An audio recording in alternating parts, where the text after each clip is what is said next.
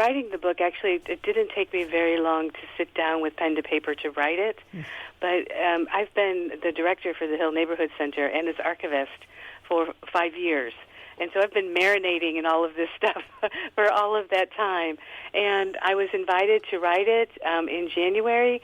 The other authors just didn't have the time or the wherewithal to be able to continue through, because it is really a daunting project. But I had all the resources that I needed to write it at my fingertips. In fact, I'm the one that archived them, so I knew exactly where to find them. And so I was able to put them together, and I intentionally wanted to do as broad of a picture of the Hill as possible.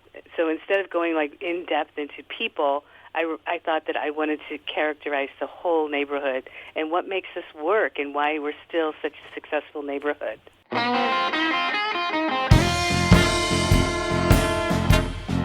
Welcome to St. Louis in Tune. I'm your host, Arnold Stricker, along with co-host Mark Langston. St. Louis in Tune focuses on issues that impact and connect the greater St. Louis area. Our topics include the arts, crime, education, employment, faith, finance, food, health, history, housing, humor, justice, and sports.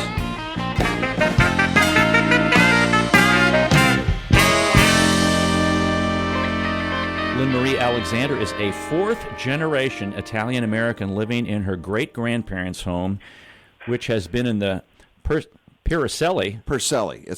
We had a Purcelli in Lourdes, and I want to ask her if she's any relation to them. Okay, the Purcelli family since 1907. Right. She walks a half a block to her job. Isn't that wonderful? Oh, yeah. Where she is the director archivist of the Hill Neighborhood Association, and she has written a new book. It's entitled The Hill, St. Louis's Italian-American Neighborhood. Lynn Marie, welcome to St. Louis in Tune.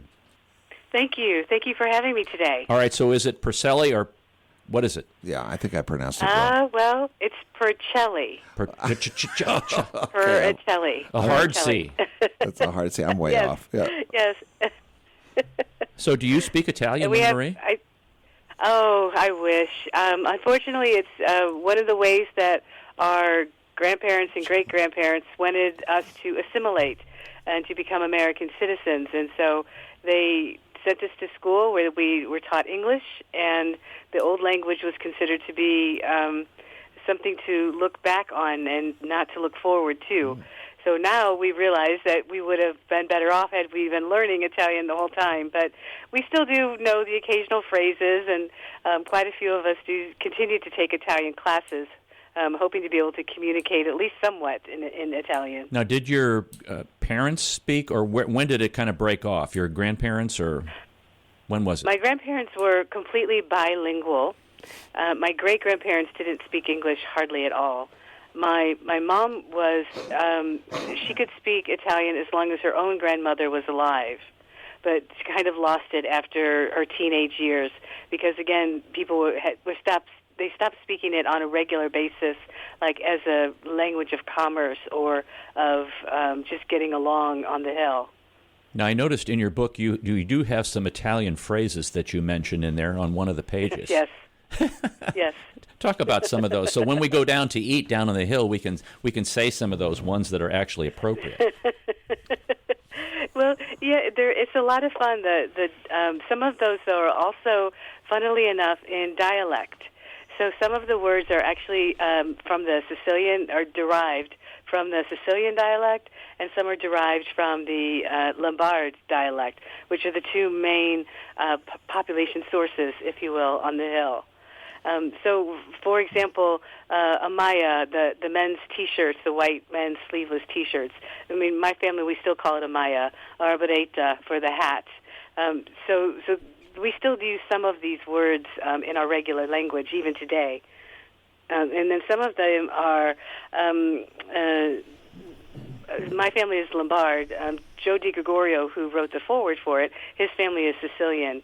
And so the one, Vathine, where you tell your kids to go away because they're bothering you, that was not a word that was familiar to me growing up. Because you were probably a really great child, so you never heard that. There is that. Like you, Arnold. So now, now my brothers, on the other hand, but they heard it a lot. That's right. That's right. Now you've got a background kind of in history, working with the neighborhood center, and also just doing some work in the Kansas City area. Am I correct? Oh. Yes, I actually have 2 masters in history. The one is in international relations from a British university, and that was a long time ago. And my more recent was in modern European history from University of Missouri, Kansas City. And I also was an adjunct professor in several of the community colleges and colleges in the Kansas City area. But after my dad passed, we just thought it would be better to move back to the Hill. So we are in the family home, and it's one of the rare plots still that have 2 houses on one plot. Wow. So my mom lives in the back house, in which she grew up in that house, and I live in the front house, which was her grandparents' house. So it's kind of nice to be close, to keep an eye on her. You know, she's doing really, really well. She's very healthy, but we look forward to the day when she might need some help. Yeah. Boy, I have to say, there's a lot of construction going on the Hill. It almost breaks my heart a little bit to see some of those shotgun homes. They seem to be taking them down and then building these new, very large homes, I guess there's a lot of that going on there. Yes. It causes quite a bit of distress, especially with the older folks who, they grew up in these shotgun houses, and they're very sentimental about them. On the other hand, some of the houses were in fairly bad shape, because they're old. So some of them, it was better for the investor to just tear it down and start new. So it's, regardless of how you feel about it, it's just a fact of life. Right. And we don't have any sort of real preservation efforts going on, because that's a whole new can of worms to try and get into historic preservation for buildings. Right. It is. And one last question on that, though. People are not taking 2 houses and putting 1 house. They're pretty much staying, I think, on the original plat, aren't they? So the houses are... Yes. Yeah, which is good, I think. Yeah, so instead, what the original footprint, I know of at least 3 houses that they've torn the whole thing down all the way through to the basement, and they've rebuilt on top of that same plot. Great. And often have gone up 3 stories. So they have a full basement and then 3 stories on top of that. So it makes for an interesting house, and I don't know how long they're going to be able to stay with it when the kids go out and they're going to have to become retired. But that's for the future to hold. Right. But in the meantime, it's a great way to make the most of space, and I have to give credit to those builders because they do try to stay at least within the general theme of how the shotgun houses looked. Even though they're brand new, these houses are brand new. Right. Yeah, that's really important. Your mother is actually living in one of the, I guess, original granny pods then. Oh, yeah. Yes, that's right. I guess it is. Don't tell her that, though. Now, you've lived there. You kind of were raised there. You moved away for a little bit, but came back. What's the drive to do this book? And folks, you really need to get this. It's the book called The Hill, St. Louis's Italian-American Neighborhood. A great, what's advertised as a coffee table book, but, books shouldn't be on the coffee table. They should be read, they shouldn't just sit there. And I was really astounded at the diversity of the topics that you went into and the historical aspect. What was the drive behind getting the book together? Well, writing the book, actually, it didn't take me very long to sit down with pen to paper to write it. But I've been the director for the Hill Neighborhood Center and its archivist for 5 years. And so I've been marinating in all of this stuff for all of that time. And I was invited to write it in January. The other authors just didn't have the time or the wherewithal to be able to continue through, because it is really a daunting project. But I had all the resources that I needed to write it at my fingertips. In fact, I'm the one that archived them, so I knew exactly where to find them. And so I was able to put them together, and I intentionally wanted to do as broad of a picture of the Hill as possible. So instead of going in depth into people, I thought that I wanted to characterize the whole neighborhood and what makes us work and why we're still such a successful neighborhood. Well, I think you did a very good job of that, and carrying that forward to where we now, like when we go down to shop or when we go down to eat on the hill, and you can catch some of the history that you have talked about and why the hill was a very self-sustained community along the way. So start us out historically a little bit about the organization of what we know as the hill, and then I have another question related to that. Just a kind of very brief historical description. The French Spanish owned Louisiana Purchase back and forth with monarchs and all that kind of stuff. I don't want to go into that part. But Gratiot, who got this league of land, so it's 13 by 13 square miles, from King's Highway west. And so the hill is part of this Gratiot Square, as are other neighboring ethnic communities around the hill. And when he developed it, then he had investors come in, and they discovered the clay, and that's it. We're geologically blessed with this fabulous clay. I mean, some of it's like world-class clay that we really can't claim with, but we were able to mine it and to produce with it, which is why you see so much brick. And it has various colors, it has various attributes, which make it extremely desirable and versatile.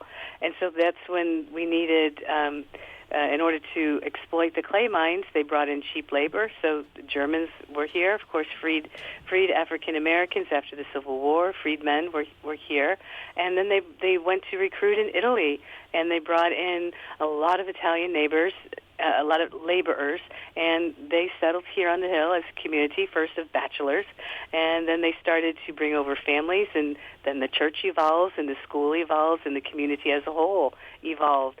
And when you have that many people working, then you necessarily need to build houses and provide services like groceries and cleaners and furniture stores and all of that.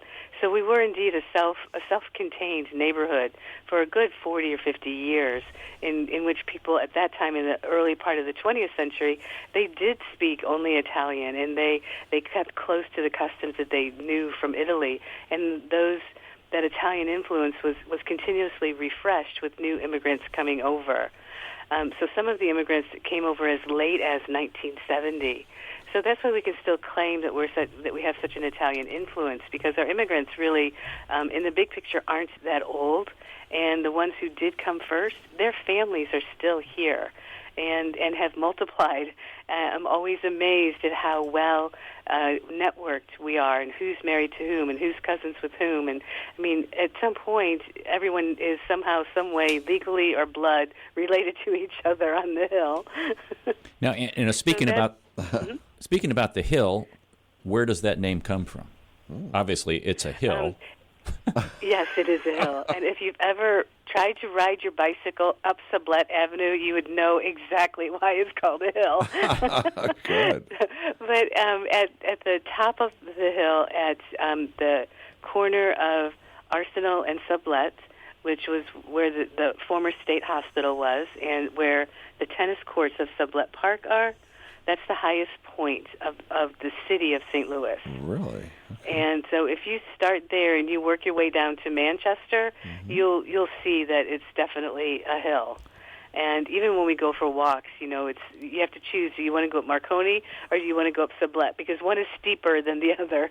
So it feels how frisky are you feeling today, and which hill are you going to climb? But it is indeed on a hill. Now, one of the things I think that you really discuss quite a bit in the book is the difference of the northern Italians and the southern Italians, and how the dialects and how the palate and how those kind of met on the hill, and then how they evolved to finally get along and merge a little bit. So just discuss that a little bit with us, if you would. Sure. You couldn't get farther apart in the country of Italy from Lombard, which is in the north by Milan. That's the Lombard region, and then the southern island off the boot of Italy, Sicily. And so those two different geographic regions are what are generally represented here on the hill. And one is a mountainous culture, and the other one is a Mediterranean culture. And everything from that, the food, the language, the daily customs, how you survive, winter versus, or 4 extreme seasons versus, a Mediterranean season. All of that influences how you interact with the world.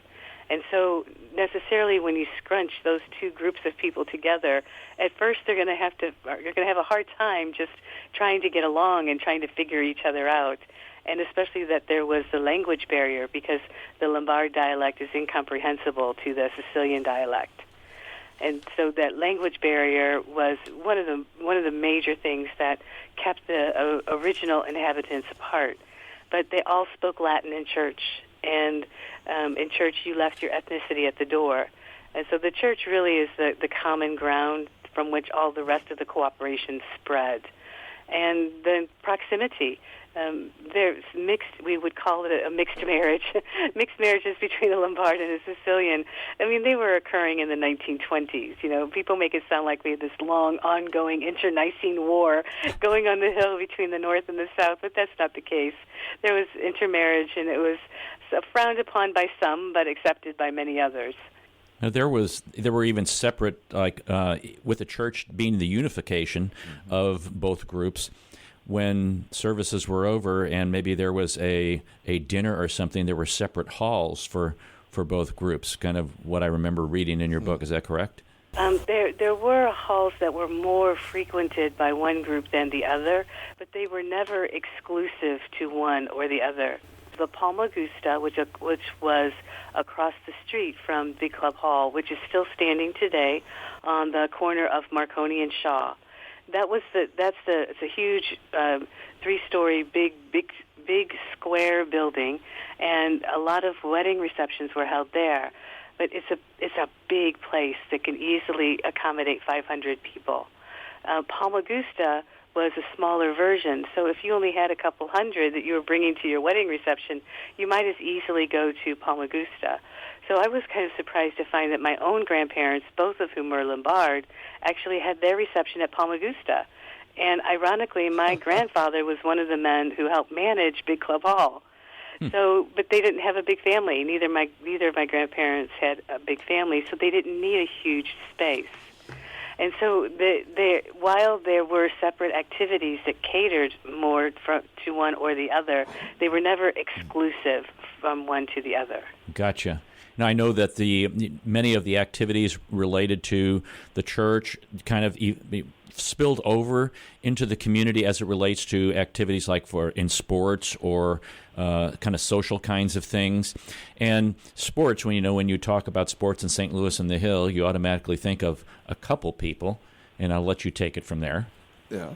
The most notable, of course, is Yogi Berra and Joe Garagiola, who grew up across the street from each other, and now their houses are on the renamed Hall of Fame place, because it also includes Ben Pucci, who was a professional football player, and Jack Buck, of course, sports announcer, very nationally known sports announcer. So all 4 of them at one point lived on Elizabeth Avenue. But Joe and Yogi grew up, they were contemporaries, they were the best of friends throughout their lives, Yankee and Cardinal. And Joe went on to become a broadcaster as well as on Good Morning America, I believe, and also guest host for Johnny Carson's show. And Yogi went on to win 10 World Series rings as manager and player. So those are our notable baseball players. However, we also have our soccer team, which we're quite proud of. The American team in 1950 went to Brazil, and on that team, 5 of the men were from St. Louis, and 4 were from the Hill. And all 4 of these men were well-respected, throughout their entire lives. And they helped have an upset defeat over Britain, who would have thought, in one of the first rounds, and sent Britain home packing with a 1-0 defeat over Britain, or England, I should say. That's the proper way for the team's name, England.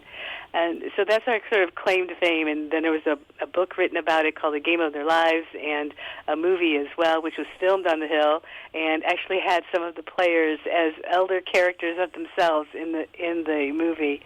So those are big ones. But I have to say, we have so many other nationally known soccer players. We have All-Americans coming from the colleges around here, nationally ranked bocce players, and the bocce club has an international tournament every year.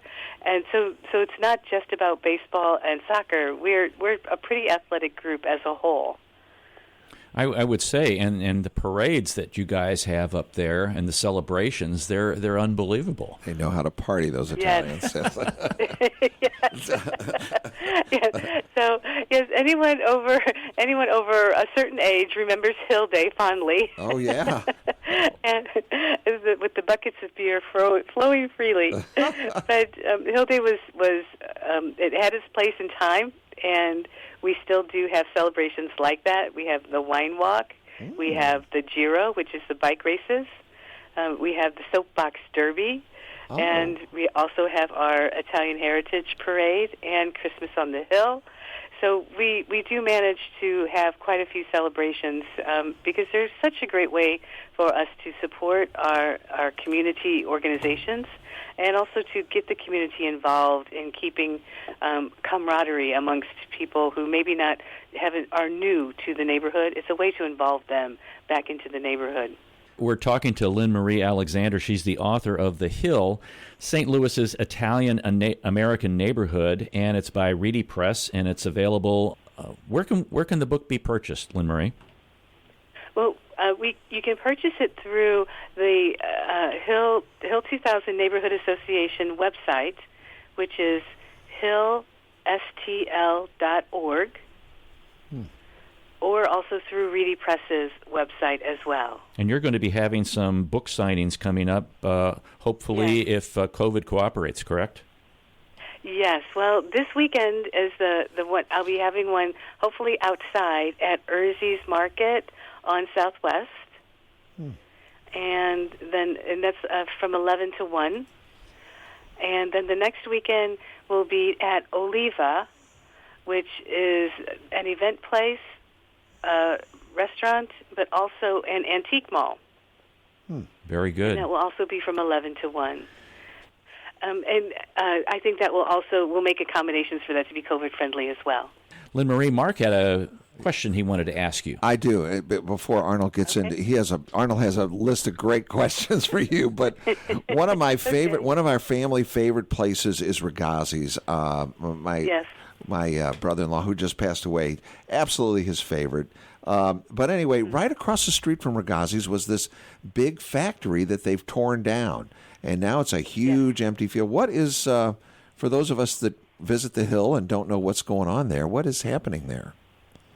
Well, there is a whole new housing development going in that area. So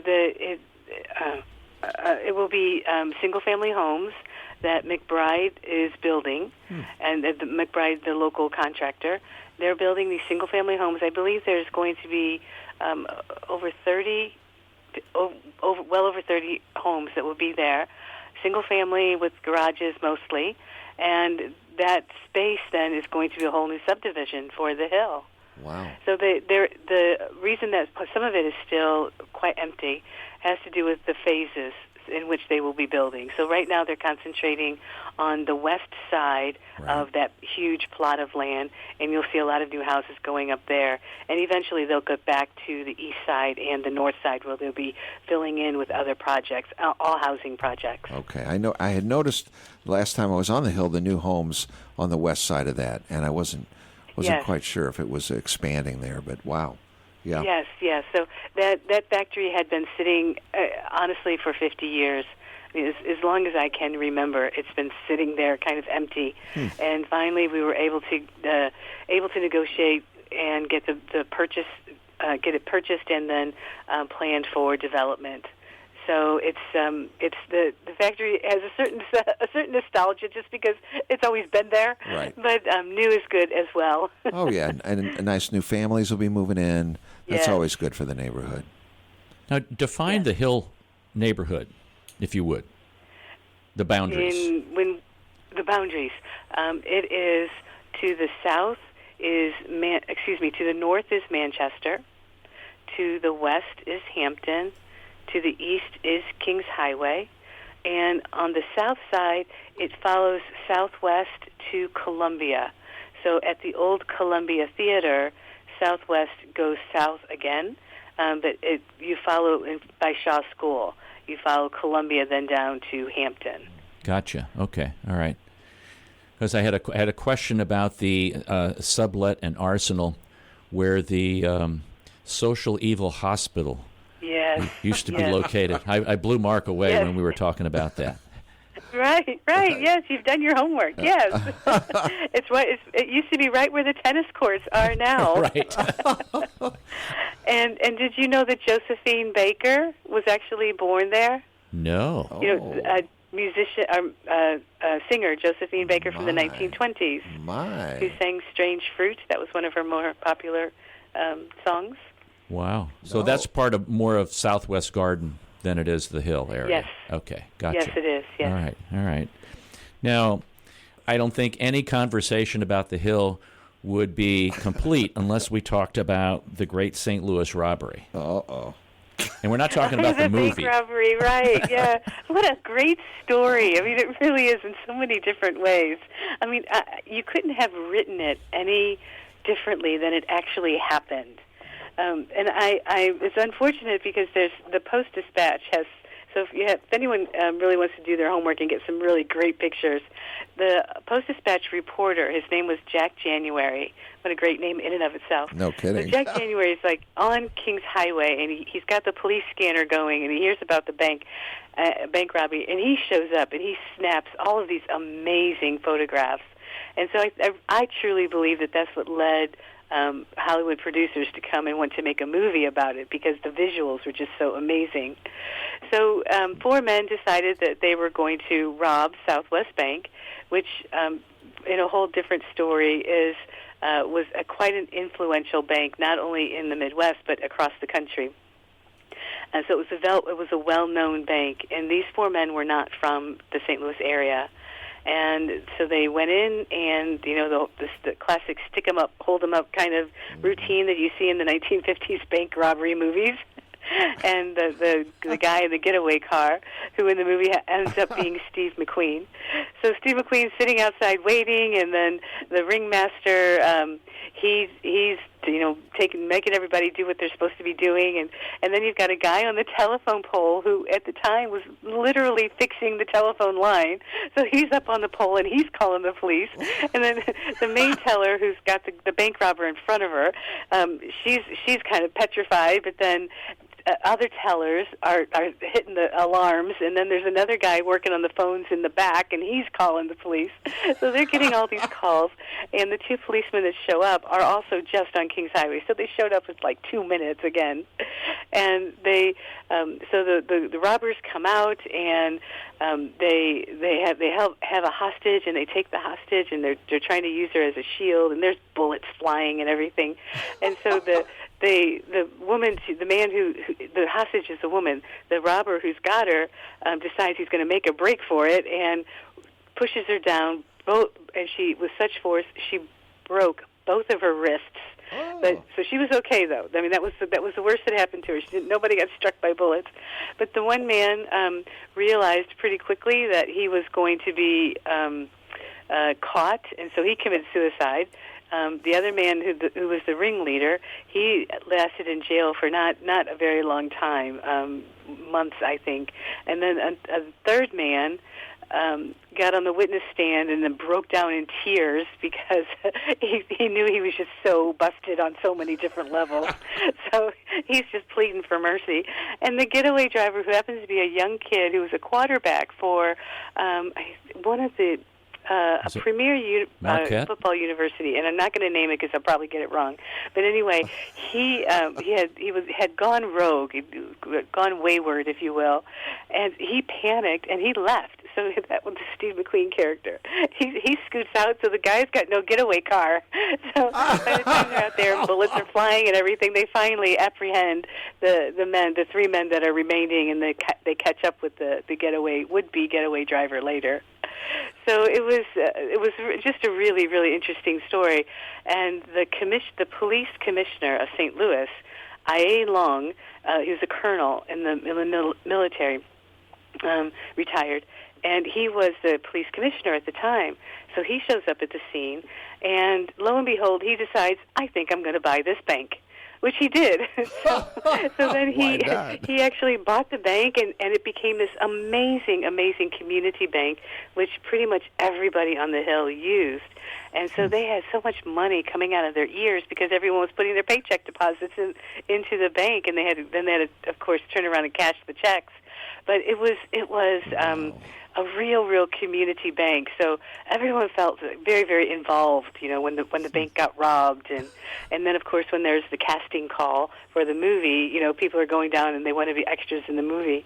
And it was kind of cool because one of the police officers was actually portrayed himself. He got a cameo of himself, portraying himself in the bank robbery. And his granddaughter, I'm told, actually now works for that same bank. It's been taken over by a larger corporation, but the connection is still there. Wow. That the granddaughter actually still works in that bank. Wow. So it's all quite a good fun story. It is. It seems like life is more exciting than what could be written just from somebody's imagination. Who would believe that would ever be something that would turn out like that? Or that somebody named Jack January would be right down the street. Yeah. Isn't that great? That is great. That's a great story. It's a wonderful story. Now, I'm sure you've uncovered a variety of interesting things being at the Hill Neighborhood Center and kind of being the archivist. And what are some surprises you have unearthed that maybe are in the book or maybe didn't make it to the book that, maybe you couldn't say them? Or Hoffa. She found Hoffa. Well, to keep everyone's privacy and dignity intact, I will say this, though. I am absolutely still astounded by the theatrical abilities of some of the people who are still living today when they were young. And the little stage shows that they put on. I mean, these people, they wrote the music, they wrote the lyrics, they wrote the play dialogue, they made the costumes, they choreographed the whole thing, they rehearsed, they built the sets, they performed it, they marketed it, they sold the tickets, they got their friends and family to come and watch, and they raised money for the church. And they did this like several times, and so I'm coming across these, and I had no idea. I was absolutely astounded. But then but these guys were kind of hams, I mean, I know them, and so it was kind of funny because one of the men who is the brother-in-law to a good family friend. This is how it goes on the Hill. Brother-in-law to a good family friend, and I've known him since I was a little girl. And so I'm coming across these pictures, and here this man is dressed in drag. And I'm like, what? He's all of 20-something years old. And some of these men on the Hill decided that they were going to do a spoof of a fashion show.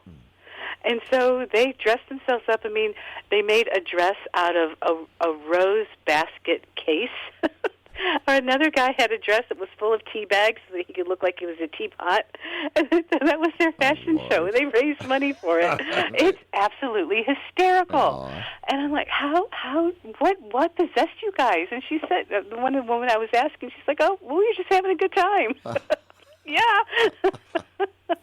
So I am almost envious of that kind of camaraderie and that kind of cooperation and creativity and just really wanting to have a good time. So I think that was my biggest and most pleasant surprise.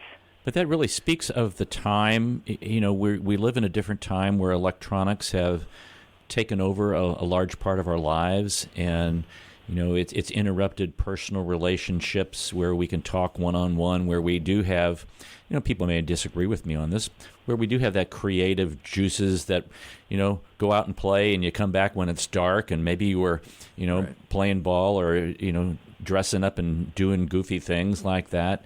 But it was a different time. And I really appreciate the memories that you have really infused in the book to highlight and really show the Hill neighborhood being a great neighborhood in the city of St. Louis.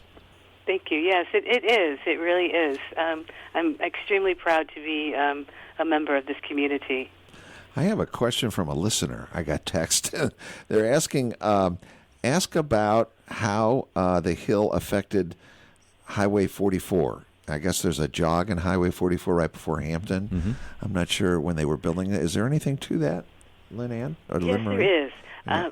Yes, between it's actually even west of Hampton, but when the highway came through, it cut off about a quarter of the hill. So it cuts through the direction of the highways east to west, and so it cut off about a quarter of the northern portion of the hill. So it took half of an entire city street. So that's about 90 homes were taken, essentially through eminent domain. Mm-hmm. And that is such a painful, I still talk to people whose houses were taken. Mm-hmm. And it's such a painful thing for them, because that was those houses and that block was their identity. Mm-hmm. And not all of them were able to find new homes to live in on the hill. Right. So there are some people who have moved into, say, for example, Joan of Arc Parish, which is to the south of us, and that was the closest place they could find. And as a result, they really became then, in a way, disconnected. So one man was telling me that he used to drive down to the hill from his house every day, just so that he could stay connected with his friends and the people that he had been used to seeing. And another woman, she still suffers a lot from just the memory of having something taken and not being able to fill that gap. So there's that human tragedy part to it, and the other part to it, though, is the ability of the neighborhood to rally around itself and to show up when we needed to show up to preserve what we had. So this speaks to our former Monsignor Polizzi, Salvatore Polizzi. He was the interesting and instrumental force behind organizing the highway, because they at one point wanted to actually put the highway exit onto Mackland right by Barra Park, which would have just destroyed the neighborhood. Oh, yeah. So they were able to keep the exits at Hampton and Kings Highway, but then able also to put a lot of pressure and raise money to build a bridge over the highway, so that the people stuck on the north side could at least drive over or walk over to church. Right.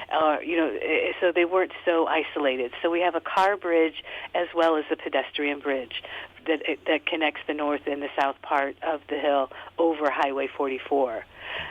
So Monsignor himself, he was able to organize within the state. So he took four busloads full of mostly seniors because they had the time, but concerned citizens, to Jefferson City, and to demand to be heard that they wanted to stop this highway coming through, or at least give us an overpass. And then they took the fight to Washington, D.C. Wow. And luckily enough, the transportation secretary, his last name was Volpe. So our John Volpe is Volpi, but the transportation secretary is Volpe. However, he was still a sympathetic ear. And the fact that we raised $50,000 as a community just to try to convince them that we were willing to pony up a little bit of money to be able to get this bridge, that caught national attention. So, the highway department, in a sense, got a little shamed for destroying the community. The very sad and tragic part is people leaving their home, or being moved from their home. But the part that we can celebrate is how that galvanized us as a community in the 1960s and 70s, when a lot of urban neighborhoods were really starting to kind of disintegrate. Mm-hmm. And so that, in a way, it was kind of a backward blessing, because it gave us something to fight for. And then when we had something, we realized we had something, and we needed to continue to make sure that we improved it and safeguarded it. Well, thank you. Thank you for listening. That's well If you enjoyed what you heard, please take time to like and share this and other episodes of St. Louis in Tune that can be found on SoundCloud and Apple Podcasts. St. Louis in Tune is produced in cooperation with KWRH 92.9 FM and Motif Media Group. Thank you for listening. We've been talking to Lynn Marie Alexander. She's the author of The Hill, St. Louis's Italian-American neighborhood. The book is available at hillstl.org or readypress.com. Check out the website at Reedy Press, and they have some information on where you can see Lynn Marie as she's going to be signing books. And Lynn Marie, thank you for coming on St. Louis in Tune. We greatly appreciate it. Well, thank you. It's been such a pleasure, and I appreciate the opportunity to talk about the Hill.